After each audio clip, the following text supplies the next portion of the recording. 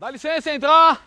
Bom dia, bom dia. Eita, nós estamos aqui com mais um Papo de Veterano, o segundo. E cada peça que a vida aplica pra gente, pessoal, que honra. Estão vendo isso aqui? É de um tenente-coronel Carlos Miranda. Ele aposentou tenente-coronel, é um veterano. E que história! Ele é um dos precursores da televisão no Brasil. Policial militar está em tudo quanto é lugar para melhorar esse país. E olha, que honra! A CEPM está começando uma entrevista hoje, aqui na cidade de Águas da Prata, com o tenente-coronel Carlos Miranda. Quem é ele? O vigilante rodoviário.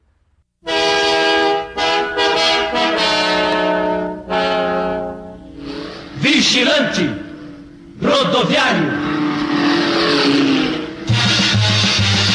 De noite ou de dia, firme no volante, vai pela rodovia, bravo vigilante, guardando toda a estrada, forte e confiante, é o nosso camarada, bravo vigilante. O seu olhar amigo é um farol que avisa um perigo, audaz e temerário, pra agir a cada instante, da estrada é o vigilante, vigilante rodoviário. Efetivo sentido. Por 2, cobrir. Firme. Sim, senhor. Tenente Torres, presidente da CEPM, apresentando o efetivo a Vossa Senhoria para a conferência. À vontade. Efetivo, descansa. Bom dia a todos, sejam todos bem-vindos. Aliás, quem sou eu para falar isso? Nós estamos na casa de uma pessoa que é história brasileira, não só de São Paulo e na América. Aliás, é um dos precursores da televisão brasileira. Rosa Maria Murtinho atuou com ele e outros que eu verifiquei. É uma honra. Eu, pela primeira vez, estou fazendo uma entrevista alterado e nervoso. O senhor desculpa até, porque a experiência que o senhor tem e a pessoa que o senhor é para a nossa história, e não só para a história do Brasil, para a história da Polícia Militar. A Polícia Militar tem quase 200 anos e tem cada pessoa que passa por ela, e aliás, passa e ainda está passando, porque está na ativa ainda, é um veterano. E aqui nós estamos no Papo de Veterano, o segundo. Pessoal, e nada mais, nada menos com o Tenente-Coronel Carlos Miranda, da Polícia Militar do Estado de São Paulo. Mas ele não é só Tenente-Coronel da Polícia Militar. Não, ele é o vigilante rodoviário. História do Lobo, para quem não conhece, foi de 62 a 67 e fez um sucesso no mundo inteiro, no Brasil inteiro, na América, né? E se vocês olharem na internet, teve entrevista no Fantástico, no SBT, o homem é fera. E eu tô honrado, não só por isso, porque a televisão brasileira naquela época era honesta, ela era séria e não era tendenciosa. Não falava mal de polícia, pelo contrário, a ponto da TV Tupi fazer um programa televisivo valorizando o policial rodoviário, que é o policial militar também hoje, aqui no estado de São Paulo, valorizando o instituto e o policial em si. Hoje você pega a imprensa falando mal, governadores chamando policiais aposentados de vagabundos, e a gente está fazendo isso ao contrário, mostrando que não é assim não.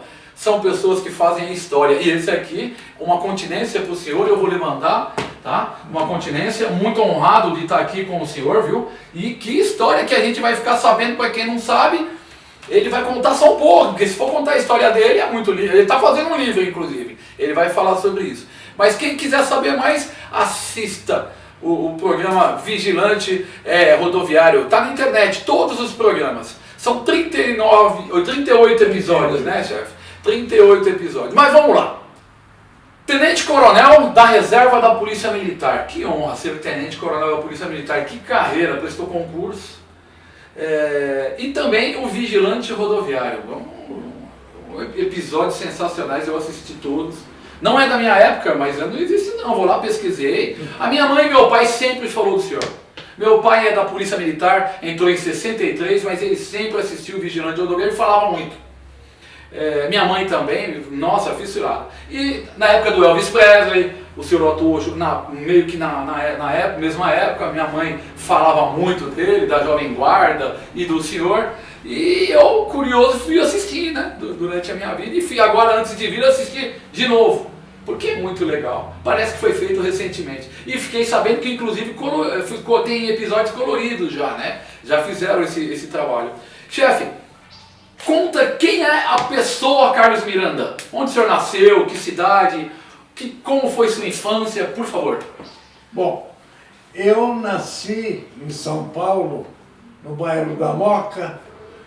Meu pai, Joaquim Ferraz Miranda, era trabalhador da Casa Prate, que vendia máquina de escrever Remington. E de família pobre, e nós mudamos para Penha, especificamente no bairro de Guaiaúna. E lá eu comecei a minha carreira, que eu vinha saber depois de muitos anos, com um amigo meu, Durval Bizarro. Nós fizemos um cirquinho. Ele morava numa casa muito grande e nós fizemos com lençol da mãe dele, nós fizemos um cirquinho e começamos a imitar. Naquela época só tinha rádio, chamava-se radionovela. Valdemar Silione, César Monteclaro, Leonor Navarro. Que memória, hein? Então, a gente queria fazer alguma coisa parecida. E eu fiquei sabendo, eu estou no meu 4º livro autobiográfico, eu estou me lembrando agora que a minha carreira começou lá nesse cirquinho. O pagamento para ver eu e o Durval interpretando, a gente imitava tudo. Era botões, um botão maior ficava 2 horas, um botão pequeno, ou 2 botões, ficava só meia hora assistindo as nossas palhaçadas, porque era uma palhaçada, a gente estava imitando radionovela. E o tempo passou, aí eu fui trabalhar num circo, Guaraciaba, para ser cantor, porque antigamente a gente furava a lona para poder assistir o palhaço, aquela variedade e tal, os equilibristas. Não tinha também animais naquela época, na minha época. Estou falando coisa de 70 e tantos anos atrás. Então, aí depois do circo, eu fui trabalhar no Teatro Popular do SESI, onde eu fiz uma carreira profissional. E a gente tinha aula, no primeiro lugar, no Museu de Arte Moderna, que era na rua 7 de Abril, no mesmo prédio dos Diários Associados, onde foi inaugurado posteriormente a TV Tupi. A primeira televisão da América Latina foi a TV Tupi, através do Assis Chateaubriand. E nós que já fazíamos cinema, nós já éramos veteranos de circo, de teatro. Aí esse trabalho frutificou. E aí eu fui trabalhar como office boy na Cinematográfica Maristela. Aí foi o que eu pretendia mesmo, porque o dono da empresa, da Cinematográfica Maristela, ele tinha uma empresa de transporte. Então, não fui diretamente trabalhar no estúdio da Maristela, fui trabalhar na empresa de transporte. A primeira vaga que teve, eu fui lá para o circo no Jaçanã. Nossa. Nessa época nós estávamos fazendo um filme do Leônidas da Silva, O Diamante Negro. E quem trabalhava nesse Diamante Negro? Adoniran Barbosa. Olha. Coincidentemente, o estúdio era no Jaçanã. E lá nasceu o Trem das 11, que deixou famoso o Adoniran Barbosa, né? Então, toda essa minha experiência eu levei para o Teatro Popular do SESI. E trabalhando já na Maristela como técnico, porque eu cheguei com 14 para 15 anos. Então eu fazia tudo lá dentro. Aí nós fomos fazer a Arara Vermelha em Itanhaém e a televisão tinha acabado de chegar no Brasil e não tinha nada brasileiro, era tudo importado. Nós achávamos que tínhamos que ter alguma coisa brasileira, Zé, João, Antônio, Pedro, Joaquim, e que tivesse Rio de Janeiro, São Paulo, coisa brasileira. E os nossos, vamos dizer assim, os nossos costumes. Então, toda essa evolução eu participei também com meus colegas.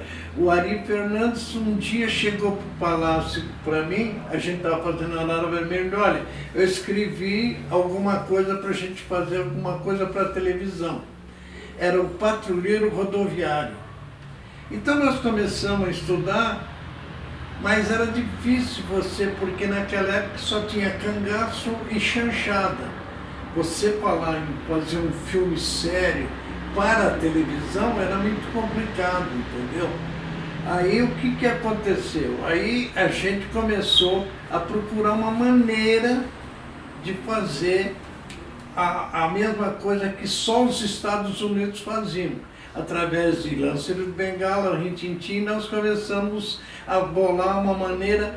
Aí o Ari, o Palácios e eu também, nós começamos a estudar uma maneira de fazer o Patrulheiro Rodoviário. Nessa mesma época, nós começamos a fazer um trabalho, aliás, mais eles, porque eu era ator e produtor. Certo. De vender os produtos e apareceu a Nestlé interessada.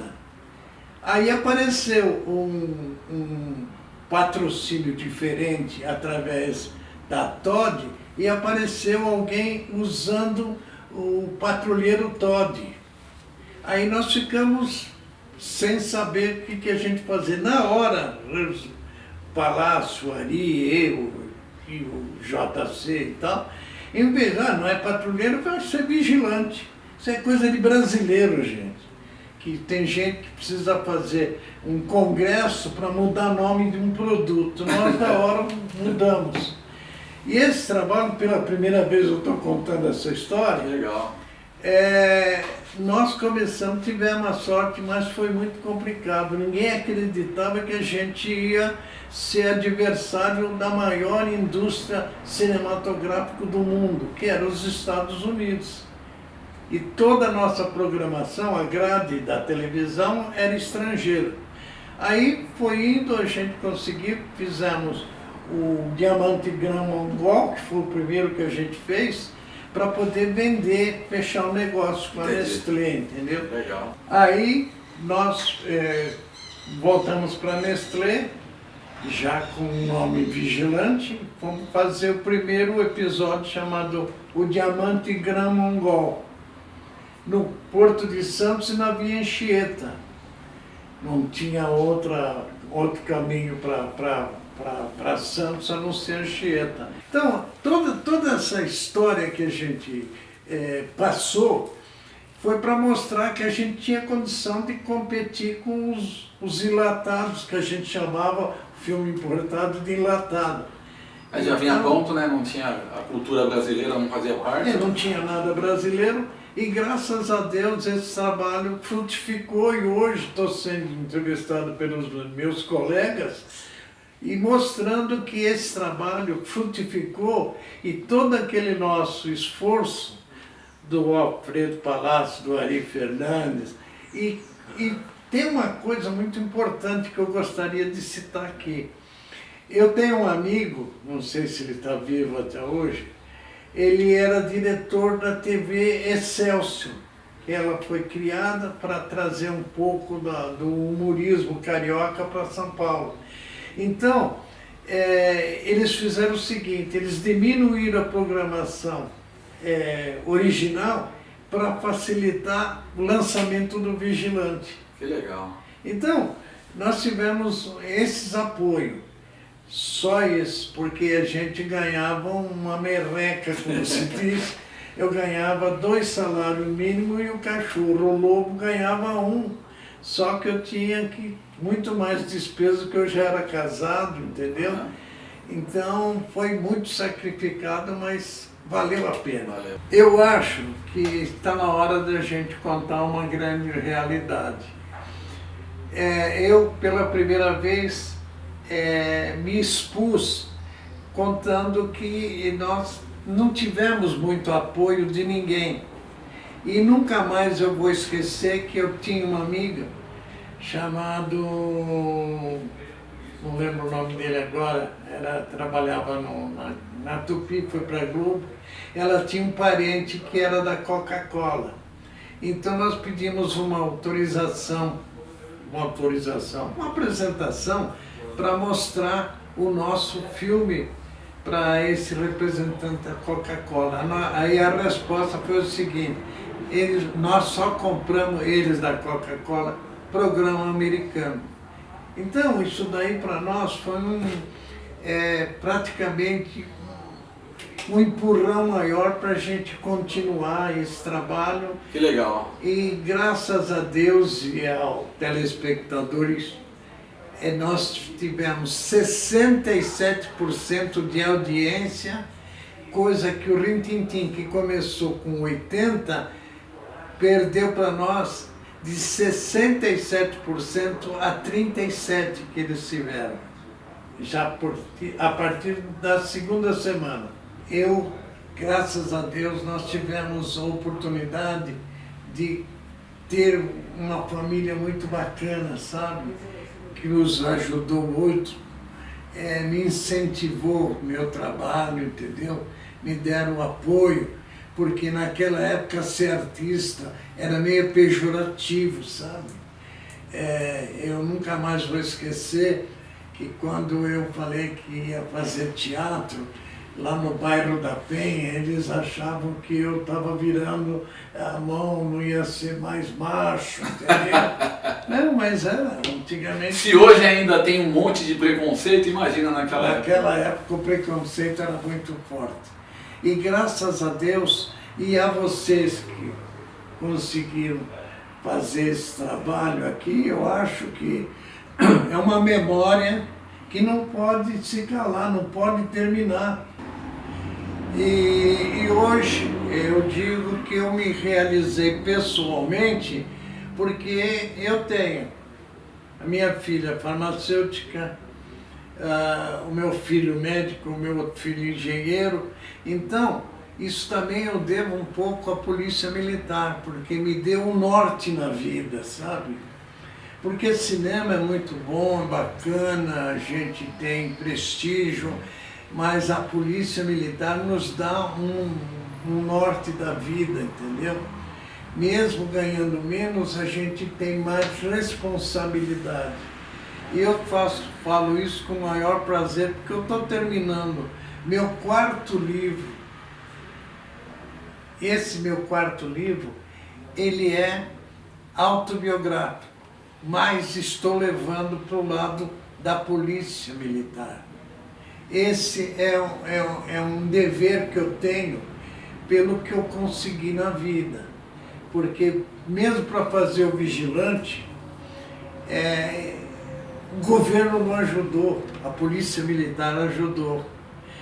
Depois disso, eu também fiz um filme, o último filme que eu fiz, até o último Mercenário, eu conto uma história da polícia, sabe? Mas não teve muito, porque foi numa época que eu fiz a questão de 10, 12 anos, a mídia estava um pouco contra a nossa corporação. Hoje, graças a Deus, nós temos um pouco mais de liberdade, porque estão colocando no devido lugar o prestígio da Polícia Militar. Mas, graças a Deus, nós conseguimos fazer também um filme mostrando, e hoje esse programa eu me sinto muito feliz justamente por isso. Eu estou falando aquilo que eu nunca consegui falar na televisão aberta. Ter carinho pelo que faz Eu não admito quando uma pessoa diz assim, eu estou aqui porque eu não quero mais ficar aqui porque ganha pouco. Eu tive muito desses problemas na polícia. Gente dizendo que ganhava pouco. Gente. Então sai e vai fazer outra coisa para ganhar mais. Outra coisa, né? Gente, sabe? Então, eu acho, mas graças a Deus, dentro da corporação, eu sempre tive, olha, já falei isso, estou repetindo. O norte da minha vida foi a polícia militar. E falando de polícia militar assim, eu queria assim pedir as considerações finais do senhor. Que recado que o senhor pode mandar para o nosso policial militar, para o nosso policial militar rodoviário, ambiental, bombeiro, que é tudo da polícia militar? Que recado que o senhor pode dar com essa experiência que o senhor tem de vida e de profissão? Bom, eu não sou modelo de nada, eu apenas sou um trabalhador do cinema, do teatro, do cinema, da televisão e da polícia militar. Eu vivo em função do dinheiro que eu recebo da polícia militar. Então, isso daí é a história da minha vida. É o respeito pelo trabalho que eu desenvolvi. Então eu acho que hoje em dia nós temos policiais muito mais conscientes do que era antigamente, que chamavam de cangaceiro e tal. Isso nunca aceitei. Então, essa minha mensagem normal, lógica, de um trabalhador do teatro, do cinema, de tudo que eu fiz, do circo. Então, isso daí faz parte da vida da gente que nós chegamos através de alguém lá em cima. Amém, chefe. Eu queria dizer para o senhor que eu estou honrado de verdade, viu? Que Deus continue iluminando a sua vida. Obrigado. Tá bom? E que os policiais sigam o seu exemplo, sim. O senhor é um exemplo, sim. Tá? É que o senhor é humilde e Deus ilumine mesmo. E um abraço onde ele estiver, pro Lobo. Com certeza. O maior companheiro que eu tive.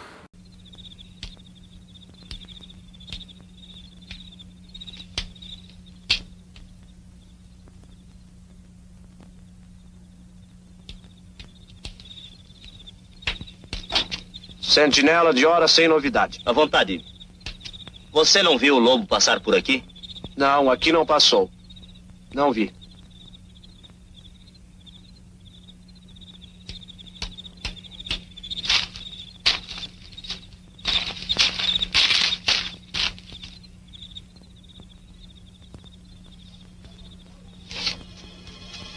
A demora do Pedro já está me preocupando. Vai ver que ele já fez uma de suas besteiras. Com a polícia atrás da gente, é capaz de ter sido preso. Será que ele entregou a criança e fugiu com o dinheiro do resgate? Não creio. Ele conhece muito bem os nossos métodos. Bem, vamos até lá embaixo. É capaz de ele já ter chegado.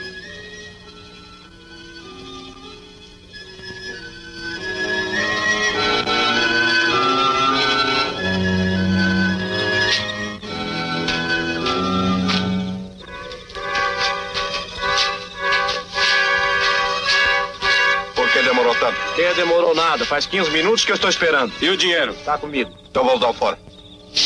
Não se mexa, ouvi toda a conversa, vou entregá-los à polícia.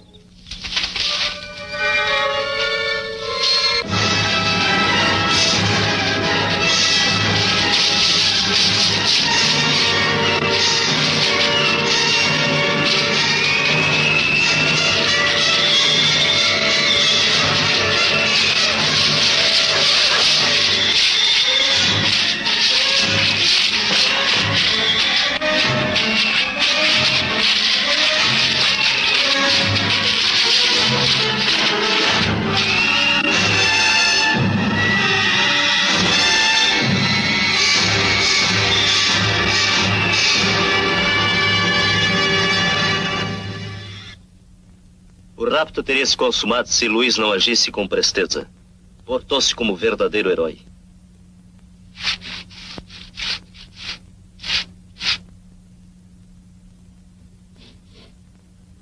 Pelas fugas noturnas, como castigo, 5 dias de faxina. E o lobo?